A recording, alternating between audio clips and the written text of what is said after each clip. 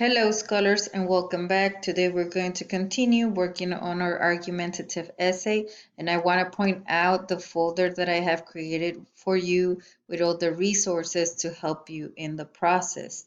I want to point out that today I want you to take a look at your insider chart as well. Some of you were able to complete this activity, and it is under that argument essay resources folder.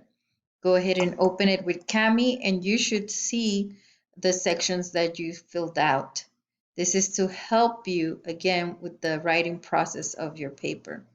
I want to point out the section for helps, which is the section for our examples. Yesterday we focused on history, where we use research and we found journals and articles from newspapers. I want to point out that you are not limited to that. You can also use personal experiences, examples from other forms of literature like books or texts, pop culture, such as important figures, songs, movies, even sport and science examples, which can include your facts, statistics, and anything from any sport personality. So it's always a good thing to use this since you have already filled it out. Just use it to help guide you through your writing process. So today we're going to focus on writing that third paragraph. You should have already written the first paragraph, which is your introduction with that strong thesis statement at the end of it. And then yesterday you focused on writing that second paragraph, which included your reasons for your first supporting reason why you took that stand on your claim. And today we're going to write the third paragraph, which I have already done so ahead of time. And I want to mention that I use my second reason to support my argument as to why I am pro using uniforms at school. The second reason that I included was to promote self-discipline among students. And today I drew upon my self-experience growing up in Mexico, and this is what I wrote. Uniforms are also a great way to promote and develop self-discipline. I remember attending school in Mexico for my elementary years and having to wear a uniform. The level of responsibility and empowerment that I felt for meeting the expectations outlined by my school administrators gave me a feeling of pride and accomplishment. I often stood outside the building gates, neatly lined up with other classmates, waiting to be inspected and examined by other peers. We will check each other's hair, shoes, socks, teeth, and nails before reaching the front of the line. We knew very well our admission into the building depended on it.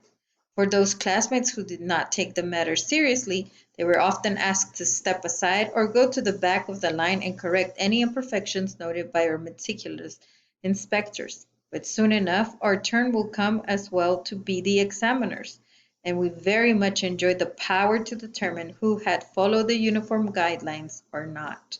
I believe it was for this reason that we hardly ever saw any fights and rarely did any students dare to disrespect teachers.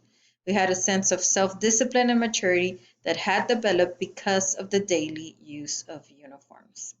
As you can see, I was able to draw upon my own experience to justify my claim, to support my claim that uniforms are good to implement in schools. This makes it effective because I can be a witness or testify to the benefits of wearing them.